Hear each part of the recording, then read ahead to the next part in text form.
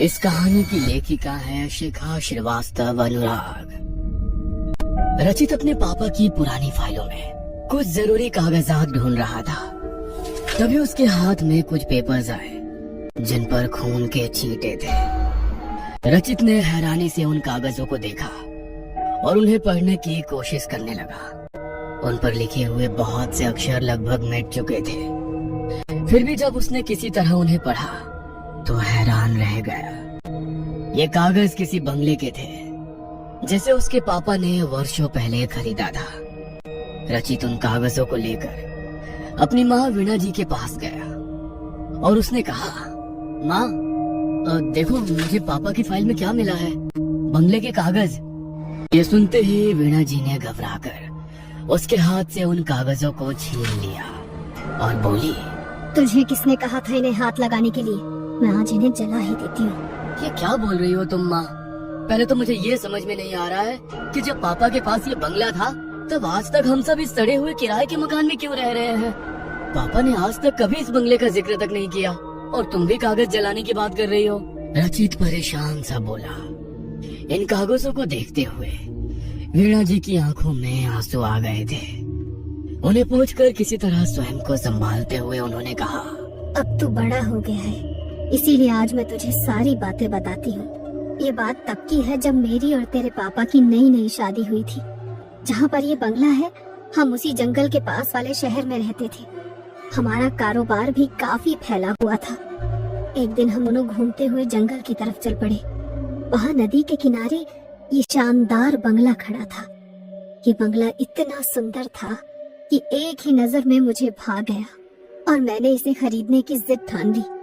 तेरे पापा ने मेरी इस जिद को पूरा भी कर दिया और जल्दी ही ये बंगला हमारा हो गया। हम अक्सर सप्ताह के अंत में वहाँ रहने जाते थे। एक दिन बंगले को सजाते हुए मेरी नजर एक पेंटिंग पर पड़ी जो इसी बंगले की थी, पर वो बहुत ही पुरानी और डरावनी थी। मैंने उसे दीवार से उतारा और कूड़ेदान में फेंक दिया। ऐसा करते ही मानो बंगले में तूफान आ गया। उसकी दीवारों में दरारें पड़ गई और वहाँ से खून रिसने लगा। इससे पहले कि हम कुछ समझ पाते, अलमारी से निकलकर बंगले के कागज हमारे सामने हवा में नाचने लगे और उन पर खून के छींटे पड़ने लगे। साथ ही वातावरण में एक भयानक आवाज गूंजी, अगर अपनी जान बचानी है तो अभी के अभी यहाँ से चले जाओ और वापस लौटकर कभी मत आना। हमने जैसे तैसे अपने आप को संभाला और वहाँ से बाहर निकल गए, लेकिन पता नहीं मुझे क्या सोची कि मैं बंगले के कागजों को समेटकर अपने साथ ले आई। अब मुझे लगता है कि मैंने बहुत भारी भूल की थी। इस घटना का तुम्हारे पापा के दिमाग पर बहुत बुरा असर हुआ। धीरे धीरे हमारा व्यापार भी डूबता चला गया। हमारे अपनों ने हमारा साथ छोड़ दिया। तब हम सभी परिचितों और रिश्तेदारों से दूर इस शहर में रहने आ गए।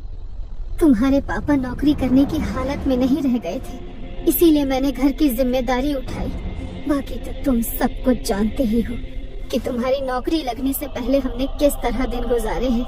अपनी माँ से सारा वृतांत सुनकर रचित भी दुखी हो गया। उसने वीणा जी के हाथ से बंगले के कागजों को लेकर उन्हें वापस फाइल के हवाले किया और खामोशी से दफ्तर जाने के लिए तैयार होने लगा।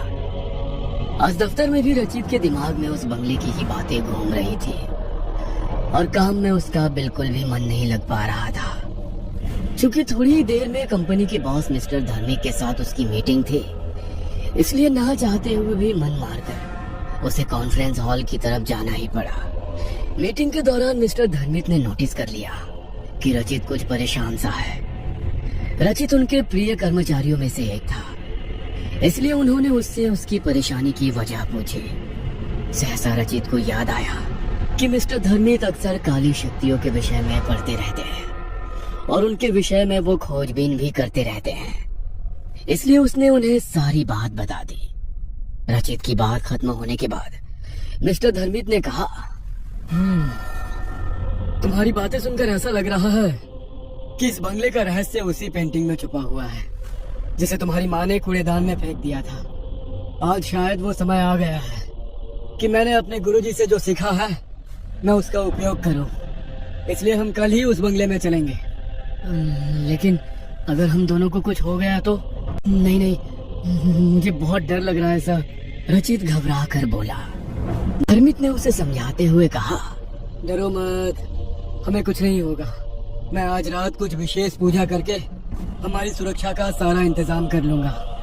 अब तुम घर जाकर आराम करो। मैं भी आज छुट्टी लेकर अपने घर जा रहा हूँ। घर आकर जब रचित ने वीना जी को मिस्टर धर्मित के साथ बंगले में जाने की बात बताई, तब उन्होंने उसे रोकने की बहुत कोशिश की, लेकिन रचित को मिस्टर धर्मित पर पूरा भरोसा था। अगले दिन तय समय पर मिस्टर धर्मित रचित के घर आए। वीना जी ने उन्हें भी समझाने की बहुत कोशिश की, लेकिन मिस्टर धर्मित ने कहा, आंटी आप घबराइए मत, ईश्वर चाहेंगे तो आपका बंगला जल्द ही आपको वापस मिल जाएगा। बस आप बंगले के कागज मुझे दे दीजिए। अब वीना जी कोई प्रतिरोध नहीं कर पाई और उन्होंने कागज लाकर मिस्टर धर्मित को सौंप दिया। मिस्टर धर्मित ने उन कागजों को संभाल कर अपने बैग में रखने के बाद रचित के गले में अभिमंत्रित किया हुआ एक लॉकेट पहना दिया। वैसा ही लॉकेट उनके गले में भी था। चाहे कुछ भी हो जाए रचित, इस लॉकेट को तुम अपने गले से मत उतारना। ये अगले 48 घंटों तक हमें बुरी शक्तियों से बचा कर रखेगा और हमें नींद भी नहीं आने देगा। मिस्टर धर्मित के कहने पर रचित ने हामी भर दी। 7 घंटों के लंबे सफर के बाद मिस्टर धर्मित और रचित की गाड़ी उस बंगले के बाहर खड़ी थी। यह बंगला पूरी तरह से उजाड़ हो चुका था। उन दोनों ने जैसे ही बंगले के अंदर जाने के लिए उसका दरवाजा खोला, वहां तेज आंधी शुरू हो गई। फिर भी वो दोनों डरे नहीं और मजबूती से एक दूसरे का हाथ थामकर बंगले में प्रवेश कर गए। बंगले के अंदर घुप अंधेरा था, लेकिन मिस्टर धर्मित पूरी तैयारी के साथ वहां आए थे। उन्होंने तुरंत अपने बैग से बड़ी बड़ी मोमबत्तियां निकालकर जला दी। इन मोमबत्तियों से एक खास किस्म की खुशबू आ रही थी। अभी वो दोनों आगे कुछ सोचते कि तभी बंगले में से किसी के हंसने की आवाज आने लगी। इस हंसी के थमते ही वहाँ एक दूसरी आवाज गूंजी। तुम दोनों को क्या लगता है, इन मोमबत्तियों की मदद से तुम हमें यहाँ से निकाल दोगे? यह असंभव है, असंभव। इसलिए उन्हें बुझा दो और यहाँ से चले जाओ। यह सुनकर रचित और मिस्टर धर्मित थोड़ा सा घबरा गए। रचित कुछ कहना चाहता था, लेकिन मिस्टर धर्मित ने उसे चुप रहकर पेंटिंग ढूंढने का इशारा किया। वो दोनों अपने हाथ में मोमबत्ती लेकर अपने काम में जुट गए। लॉकेट और मोमबत्तियों के कारण बंगले में मौजूद काली शक्तियाँ इनके पास नहीं आ पा रही थी, लेकिन वो उन्हें डराने की भरपूर कोशिश कर रही थी। अंदर अंदर थोड़ा डरने के बावजूद वो दोनों बिना रुके अपने काम में लगे हुए थे। समय बीतता जा रहा था, लेकिन उनकी तलाश खत्म ही नहीं हो रही थी। 24 घंटे गुजर चुके थे। उनके लॉकेट की शक्ति खत्म होने में भी बस 24 घंटे ही शेष थे। ऐसा लगता है कि हम सफल नहीं होंगे, रचित ने धीरे से मिस्टर धर्मित से कहा और गुस्से में उसने अपने पैरों को जोर से फर्श पर पटका। ऐसा करते ही उसका पैर फर्श को तोड़ता हुआ थोड़ा अंदर चला गया। ये देखकर मिस्टर धर्मित फर्श के गड्ढे में रचित के फंसे हुए पैर को बाहर निकालने के लिए थोड़ा झुके तो उनकी नजर फर्श के अंदर दबी हुई पेंटिंग पर पड़ी। रचित और मिस्टर धर्मित ने मिलकर किसी तरह वहां से वो पेंटिंग निकाल तो ली, पर इसके बाद वो दोनों बहुत ज्यादा थक गए थे, इसलिए वो थोड़ी देर वहीं पर बैठ गए। मिस्टर धर्मित ने अब ध्यान से इस पेंटिंग को देखना शुरू किया तो उन्होंने पाया कि इस पेंटिंग में एक खास तांत्रिक कोड में इस बंगले का राज लिखा हुआ था। उन्होंने अपनी आंखें बंद करके अपने गुरु को प्रणाम किया, जिनसे उन्होंने तंत्र विद्या सीखी थी। इसके बाद उन्होंने इस कोड को तोड़ना शुरू किया। धीरे धीरे बंगले के सारे राज उनके सामने स्पष्ट हो गए। किसी जमाने में इस बंगले की जगह कुछ तांत्रिकों का आश्रम था। वो अपनी काली सिद्धियों के जरिए सारे संसार को अपना गुलाम बनाकर उन पर अपनी हुकूमत चलाना चाहते थे। जब इस गांव के मुखिया को इस विषय में पता चला, तब उसने अपने गुरु से सलाह मशवरा करके उन तांत्रिकों को उनके आश्रम के साथ ही जला दिया। इसके बाद उनके गुरु ने वहां मौजूद राख से ये तस्वीर बनाकर इसमें उनकी कहानी छुपा दी और उसके फ्रेम को मंत्र से बांधकर उन तांत्रिकों की बुरी शक्तियों को उन्होंने इसमें कैद कर दिया। साथ ही उन्होंने मुखिया जी को आदेश देकर आश्रम की जगह ठीक इसी तस्वीर की तरह दिखने वाला बंगला यहाँ बनवा दिया। आश्चर्य से मुंह खोले सारी कहानी सुन रहे रचित से मिस्टर धर्मित ने आगे कहा, तुम्हारी माँ के द्वारा पेंटिंग उतारकर फेंकने से इसका फ्रेम टूट गया और इसमें कैद काली शक्तियाँ बाहर आ गई, तो अब क्या करें? रचित ने संशय से पूछा। मिस्टर धर्मित ने ध्यान से पेंटिंग के फ्रेम को देखते हुए कहा, हमें ये फ्रेम दोबारा बनाना होगा, लेकिन इसके लिए उसी पेड़ की लकड़ी चाहिए जिससे ये पहले बना था। ये पेड़ इसी जंगल में है, लेकिन कहाँ ये मुझे नहीं पता। तुम जल्दी जाओ और उसे जाकर ढूंढने की कोशिश करो, तब तक मैं पूजा की तैयारी करता हूँ। और सुनो, संभल कर जाना, वो काली शक्तियाँ तुम्हें डराने की कोशिश करेगी, लेकिन अभी हमारे लॉकेट में 18 घंटे की शक्ति बची हुई है, इसलिए घबराना मत। मिस्टर धर्मित की बात सुनकर रचित जब पेड़ ढूंढने के लिए निकला, तब बुरी शक्तियाँ भी उसे रोकने के लिए उसके पीछे चल पड़ी। कभी वो रचित के आगे गहरे गड्ढे का भ्रम पैदा करती, तो कभी उस पर हड्डियों और खून की बारिश करती, और कभी डरावनी आवाज में उसे यहाँ से वापस जाने के लिए धमकाती। लेकिन रचित मिस्टर धर्मित की बातों को याद करते हुए चुपचाप आगे बढ़ता रहा। उसने लगभग पूरा जंगल छान लिया, लेकिन उसे वो पेड़ नहीं मिल पा रहा था। 6 घंटे गुजर चुके थे और अब रचित पर निराशा हावी होने लगी थी। उसने मन ही मन अपने ईश्वर को याद किया और उनसे मदद की गुहार लगाते हुए फिर से आगे बढ़ने लगा। अचानक ही उसकी नजर एक छोटे से मंदिर की तरफ गई, जो पेड़ों की झुरमुट में छिपा हुआ था। मदद की आशा से रचित उस तरफ बढ़ गया। जैसे ही उसने मंदिर में कदम रखा, एक आवाज आई, आओ, मैं कब से तुम्हारी ही राह देख रहा था। रचित हैरानी से आवाज की दिशा में बढ़ा तो उसने देखा वहाँ एक बेहद वृद्ध साधु समाधि में लीन थे। रचित ने जब उन्हें प्रणाम किया, तब साधु बाबा ने अपनी आंखें खोली और उसे आशीर्वाद देते हुए बोले, हम कब से इसी दिन की प्रतीक्षा कर रहे थे जब तुम यहाँ आओगे। आओ, मेरे साथ चलो। रचित मंत्र मुग्ध सा उनके साथ चल दिया। उन्होंने रचित को एक पेड़ की तरफ इशारा किया और अपने थैले में से निकालकर एक कुल्हाड़ी भी उन्होंने उसे दे दी। रचित ने जैसे ही पेड़ से लकड़ी काटी, वो पेड़ वहां से ऐसे गायब हो गया जैसे कभी उसका अस्तित्व ही नहीं था।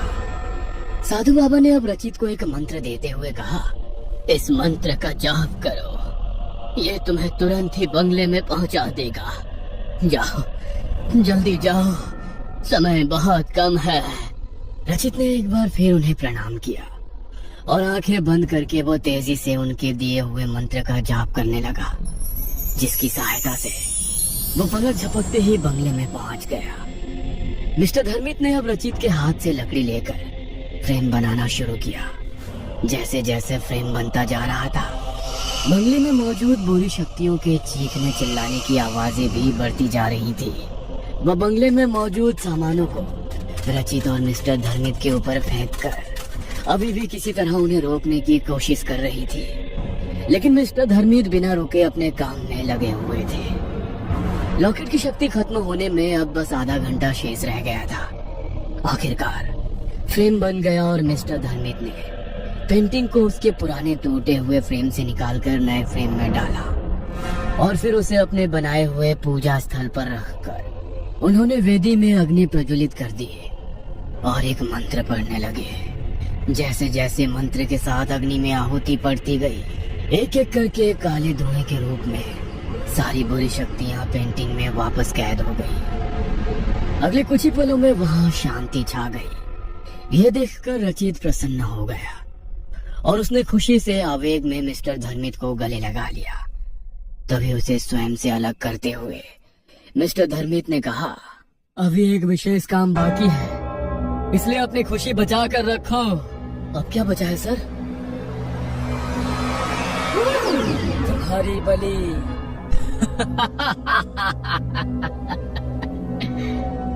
ये कहकर धर्मित अट्टहास करने लगा और देखते ही देखते उसने रचित को रस्सियों में बांध दिया। इसके बाद उसने अपने बैग से बंगले के कागज को निकालकर हवन वेदी के पास रख दिया। रचित ये सब देख सुनकर बुरी तरह घबरा गया था। उसने देखा कि धर्मित की आंखों में खून उतर आया था और उसका चेहरा बहुत ही भयानक लगने लगा था। रचित को कुछ भी समझ में नहीं आ रहा था कि अब वो करे तो क्या करे। तभी धर्मित ने कहा, चलो तुम्हारी बलि देने से पहले मैं तुम्हारी जिज्ञासा दूर कर देता हूँ। मैं इन तांत्रिकों का मुखिया था जो इस जगह पर बने हुए आश्रम में जलकर मर गए। यह सब मुझसे नफरत करते थे और मेरी सिद्धियां छीनना चाहते थे।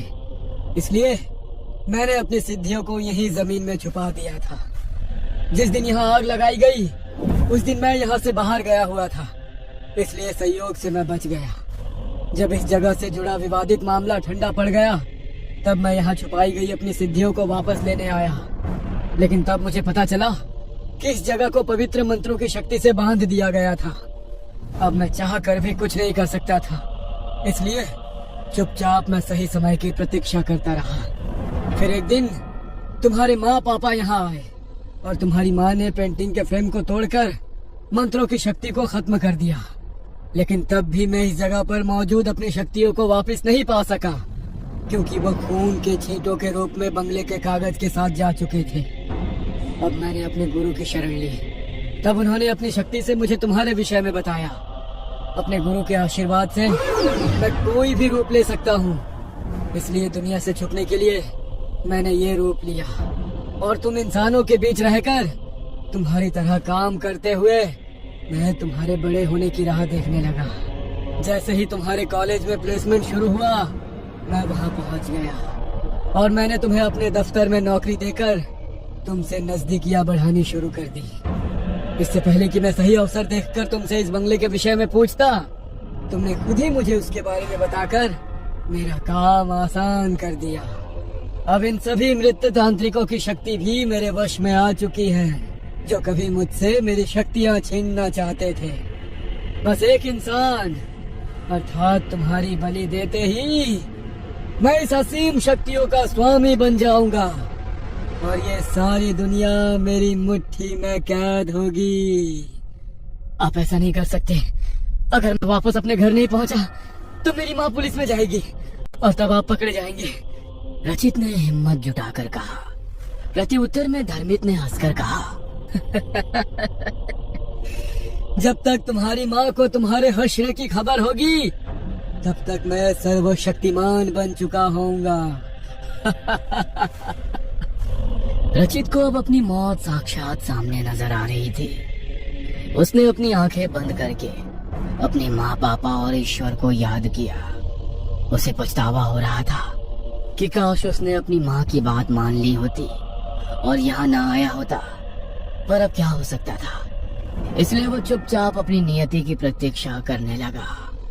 धर्मित ने अब वापस मंत्र पढ़ना शुरू किया। जैसे ही उसने रचित पर अभिमंत्रित राग फेंकनी चाहिए तभी आवाज आई, रुक जाओ। धर्मित के साथ साथ रचित ने भी चौंक कर अपनी नजरें उठाई तो सामने वही साधु बाबा खड़े थे जो जंगल में रचित को मिले थे। उन्होंने तत्काल अपनी शक्ति से रचित के बंधन को खोल दिया और उसी बंधन में उन्होंने धर्मित को बांध दिया।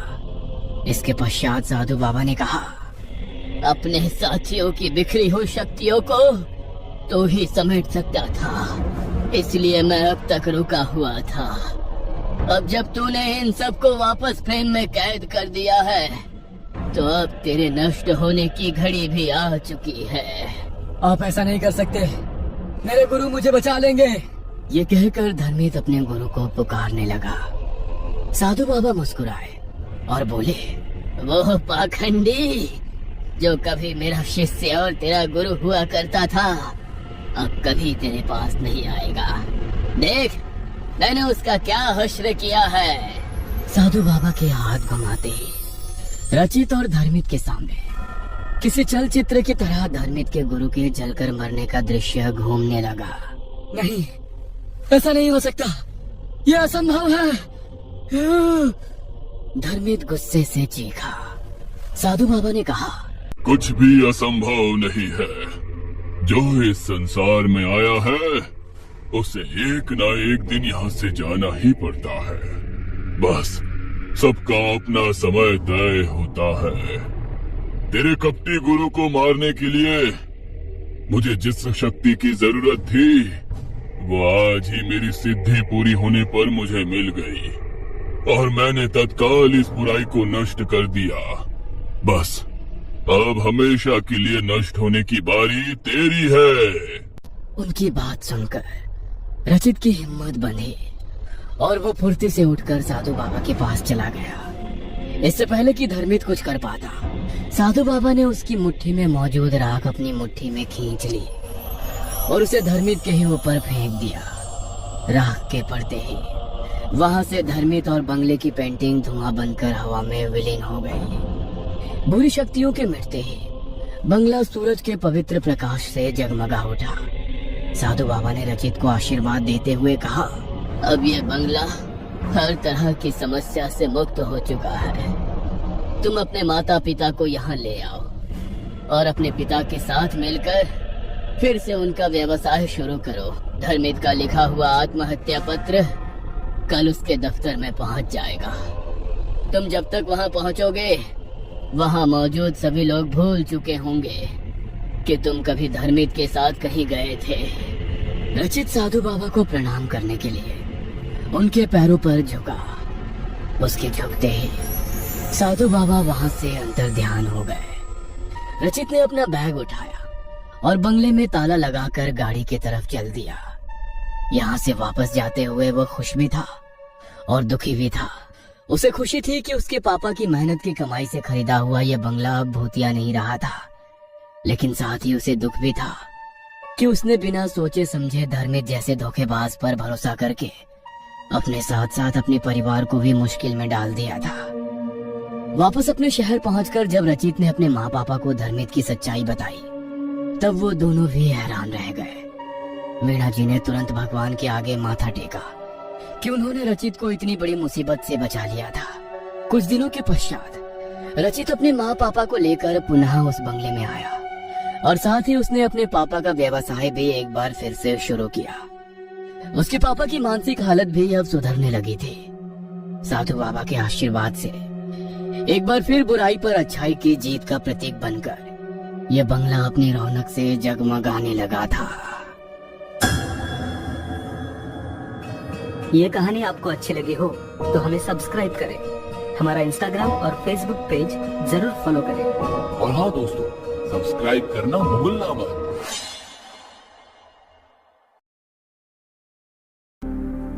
हेलो दोस्तों, मेरा नाम उमर है और मैं 21 वर्ष का हूँ। मैं आपके YouTube चैनल का बहुत बड़ा फ़ैन हूँ। मैं बांग्लादेश से हूँ और मैं माइमेंगशिंग डिस्ट्रिक्ट में रहता हूँ। मैं एक खौफनाक कहानी शेयर करना चाहता हूँ जो मेरे खुद के साथ पेश आई थी।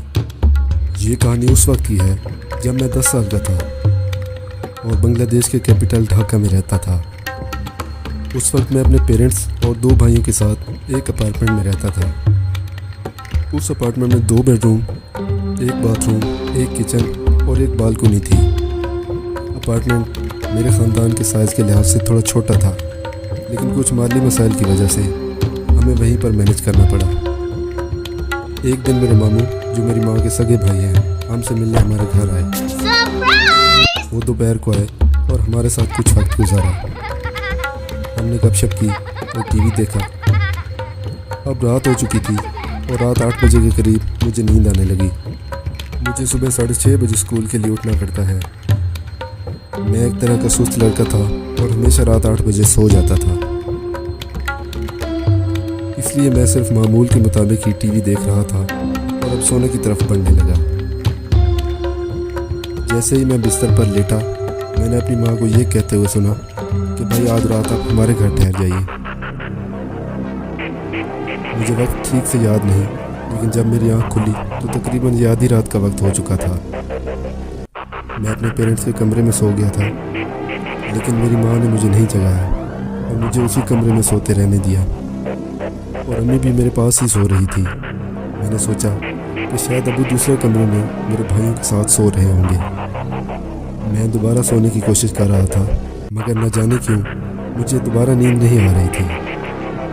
क्योंकि दरवाज़ा खुला हुआ था, इसलिए मैंने बाहर की तरफ इधर उधर देखा, हॉल के रास्ते में एक लंबी सायदार शक्ल नजर आ रही थी। जिस कमरे में मैं लेटा हुआ था और वो जहाँ खड़ा था उसके दरमियान एक लंबा कॉरिडोर था और साये की शक्ल उस कोने में इस तरह झांक रही थी जैसे वो मेरे साथ खेल रही हो। मुझे मौत से तो बहुत ज़्यादा डर लगता था, मगर मैं अपनी माँ को जगाना नहीं चाहता था, क्योंकि आज रात यहाँ मेरे मामू ठहरे हुए थे। इसलिए मैंने सोचा कि सामने कोई और नहीं बल्कि मामू ही होंगे। वैसे हकीकत में ऐसा हो तो नहीं सकता कि वो आधी रात को हाल में खड़ा मुझे घूर रहा था, लेकिन मैंने सोचा कि ये मामू ही होंगे और कौन अंदर आ सकता है। एक बार जब मैंने दिल में ये फैसला किया कि ये मामू ही होंगे तो मुझे मज़ीद डर नहीं लगा और आखिरकार मैं सो गया। हालांकि उस आदमी ने हाल में से बिल्कुल घूरना नहीं छोड़ा। जैसे ही वो मुझे दिखा, मुझे अभी तक समझ नहीं आई कि मैंने उस आदमी को अपना मामू ही क्यों समझा। जब मैं सुबह को उठा तो मुझे पता चला कि हकीकत में मेरे मामू रात को हमारे घर ठहरे ही नहीं थे। ये सुनकर तो मैं बहुत डर गया था। आज दिन तक मैं नहीं जान पाया कि वो क्या चीज़ थी जो उस रात मुझे हाल में दिख रही थी।